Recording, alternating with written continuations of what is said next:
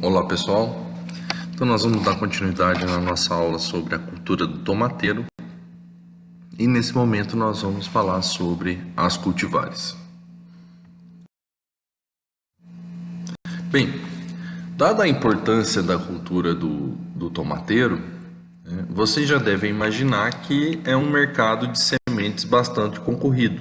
Então todos os anos as empresas produtoras de semente, as empresas que fazem melhoramento e produzem semente de tomateiro, elas lançam no mercado várias cultivares para serem colocadas à disposição dos produtores. Então, o que eu vou apresentar para vocês aqui é uma compilação, as principais cultivares produzidas e comercializadas, mas vai muito além dessas cultivares que eu estou apresentando para vocês aqui na aula de hoje. Então até sugiro que vocês entrem no site dessas empresas produtoras de semente e observem, pode ser que tenha até mais algum híbrido lá lançado recentemente. Eu queria destacar para vocês que todo o tomate produzido, ou praticamente todo o tomate produzido hoje no Brasil, é tomate híbrido. Então, são cultivares híbridas. E o melhoramento, conforme vocês podem ver na segunda coluna, o melhoramento tem cada vez mais desenvolvido híbridos que apresentam resistências às principais doenças ou algumas das principais doenças do tomateiro, como a resistência às raças 1 e 2 de fusário, resistência a verticílio, algumas têm resistência a estenfilho, como é o caso do Santa Clara, que é uma doença bastante importante na cultura do tomate, nós vamos ver na próxima aula. Resistência à murcha de verticílio, a murcha bacteriana, a mancha bacteriana. Então, assim, é importante, em função do histórico da área de cada produtor, também procurar uma cultivar que tenha resistência aos patógenos que porventura tenham nessa área. Nessa terceira coluna é apresentado o hábito de crescimento das cultivares. Então, nesse caso específico aqui das cultivares Santa Cruz, todas são de hábito de crescimento indeterminado, ou seja, aquele tipo de tomate que o crescimento não para. Ele pode inclusive ser produzido por vários anos, se utilizar de alta tecnologia. No Brasil a gente utiliza como culturas anuais mesmo, na maioria dos casos, mas é um tomateiro de crescimento do tipo indeterminado. Nessa outra coluna, na quarta coluna, a gente tem a descrição sobre a característica do fruto quanto a ser do tipo longa-vida ou do tipo comum. Eu queria chamar a atenção para vocês porque isso é uma coisa importante, porque o que seria um tomate do tipo comum? Um tomate do tipo comum é um tomate cujo fruto amadurece após a colheita. Então eu posso colher um fruto de vez, eu posso colher um fruto ainda que não está totalmente vermelho, não está totalmente maduro, que até chegar no consumidor, então o produtor colhe, passa pelo atravessador, vai para o Ceasa, e aí do Ceasa vai para o supermercado ou para o varejão, e só em seguida o consumidor vai ter acesso a esse tomate. Então transcorre um tempo e esse tomate acaba amadurecendo, ou quase amadurecendo num todo. Então esse seria o tomate do tipo comum, um tomate que amadurece após a colheita. Mas o melhoramento genético desenvolveu frutos de tomate para durarem mais na casa dos consumidores. Seriam tomates para você poder comprar e ele durar 15, 20 ou até mais dias nas nossas casas, que seriam os tomates do tipo longa-vida. O que seriam esses tomates então do tipo longa-vida? São tomates cujo amadurecimento é inibido pela presença de 3 genes, mas basta um gene estar presente que já inibe. Então, esses tomates longa-vidas são tomates cujo amadurecimento é inibido geneticamente. São 3 os genes que inibe o amadurecimento em tomateiro, né? Então é o gene RIM, NOR e alcobaça. Basta a planta ter um desses genes que ela já não vai mais, o fruto não vai mais amadurecer após ser colhido, tá? Mas tem cultivares que têm um ou dois ou até mesmo os três genes que condicionam os frutos serem longa-vidas. Então, se esses frutos não amadurecem após serem colhidos, é extremamente importante que esses frutos sejam colhidos maduros. Eles têm que adquirir a coloração totalmente vermelha na planta, porque uma vez que colheu, né, se ele ainda está verde, ele vai permanecer verde. Tá? Então, esses seriam os tomates do tipo longa-vida. E o melhoramento também desenvolveu, né, o que nós chamamos de tomate longa-vida estrutural. Na verdade, o longa-vida estrutural ele não é um longa-vida verdadeiro, né, embora ele dure um pouco mais do que o tipo comum, mas é um tomate que amadurece após ser colhido, mas por ter características de fruto mais firme, né? Então a parede desses frutos é mais espessa, ele vai ter uma durabilidade pós-colheita maior do que em relação ao tomate comum, porém menor do que o tomate longa-vida. Então esse longa-vida estrutural é por conta da estrutura do fruto mesmo, que é um fruto mais firme, mais consistente e que aí acaba tendo uma vida de prateleira de pós-colheita maior. Então aqui, né, ainda falando das cultivares de tomate Santa Cruz, nós temos as principais, né, descritas nessa tabela, e dessas ainda eu chamaria a atenção dos híbridos Santa Clara, Bônus e Débora Plus como os híbridos mais plantados de cultivares de tomate Santa Cruz. Nesse outro slide nós temos os principais híbridos de tomate do tipo salada. Vocês podem observar aqui, para as cultivares do tipo salada, nós temos tanto cultivares de crescimento indeterminado quanto cultivares de crescimento determinado, né? Então tem dos dois tipos de crescimento. Vocês podem observar pelo peso médio dos frutos, que são frutos maiores do que as cultivares do grupo Santa Clara. E né, o que chama a atenção aqui da gente, que esses frutos são todos do tipo longa-vida, né? Então, todos têm que ser colhidos maduros, todos têm que permanecer até o completo amadurecimento na planta, visto que eles não vão ter alteração de cor, né, e consequentemente de sabor após a colheita. Tá? Eu chamo a atenção dessa cultivar Carmen, né, do híbrido Carmen, porque esse híbrido ele foi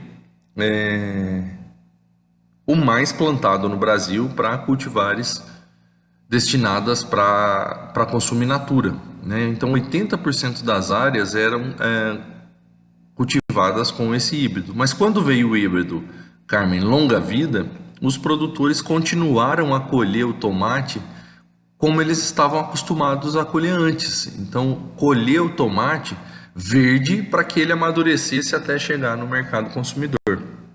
E aí, né, foi uma verdadeira tragédia, porque esses frutos não amadureciam, né, e aí passou a ter uma rejeição por esse tipo de tomate, o tomate do tipo salada. Foi quando os tomates do tipo italiano ingressaram no mercado para ser consumidos como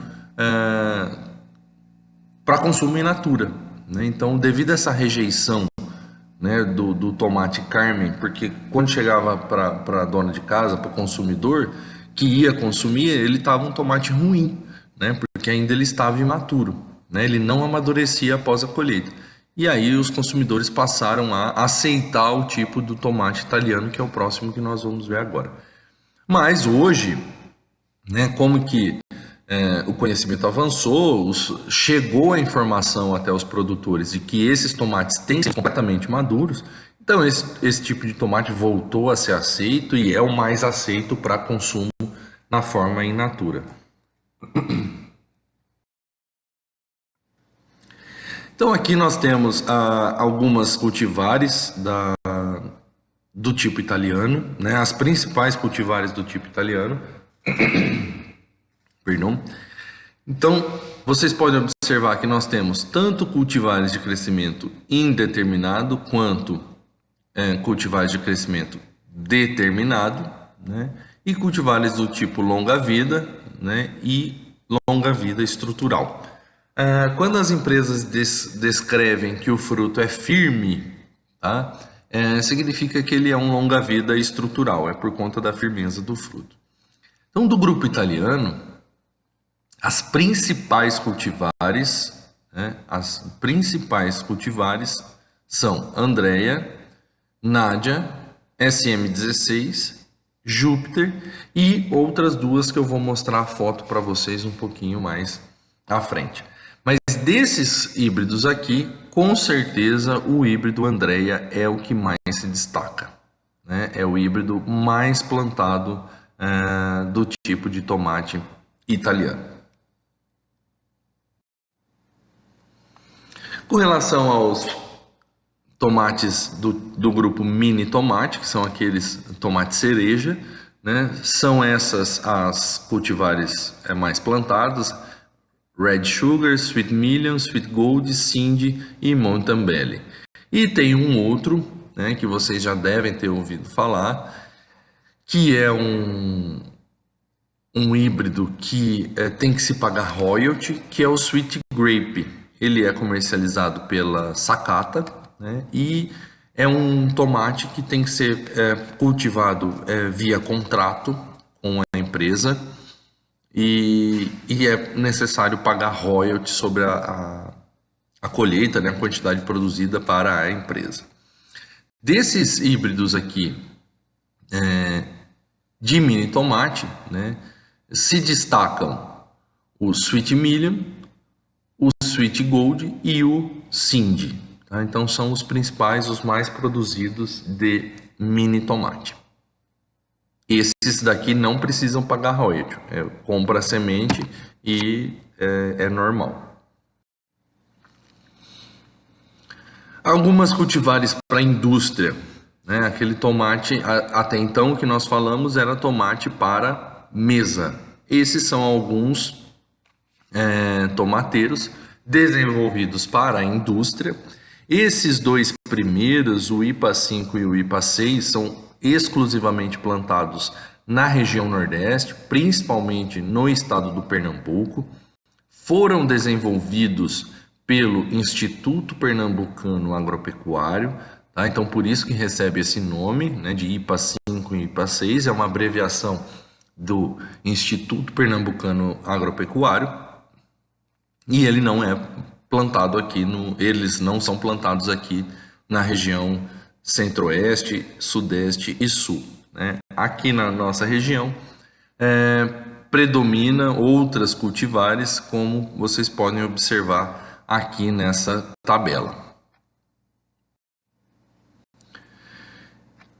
Agora eu vou trazer alguns outros híbridos que não estavam listados naquelas tabelas, mas que são muito plantados, né? Um deles é o Alhambra, de uma empresa chamada Close, né? Que é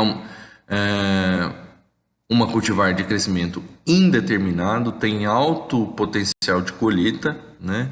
E tem algumas resistências interessantes, e tem um formato de fruto e uma produtividade bastante interessante. Então é um híbrido de tomate bastante plantado no Brasil. O Andrea, né, que eu falei para vocês, esse daí ele estava contemplado lá na tabela, e é o principal fruto, o principal híbrido de tomate italiano produzido para o consumo in natura. Tá? Então os produtores geralmente plantam esse híbrido, colhem os melhores frutos, né, as primeiras pencas até a terceira, quando muito até a quarta penca de tomate, que são os maiores frutos, para o consumo in natura, e aí depois o que sobra, esse tomateiro é colhido e é mandado para indústria, mas ele é plantado principalmente para consumo in natura.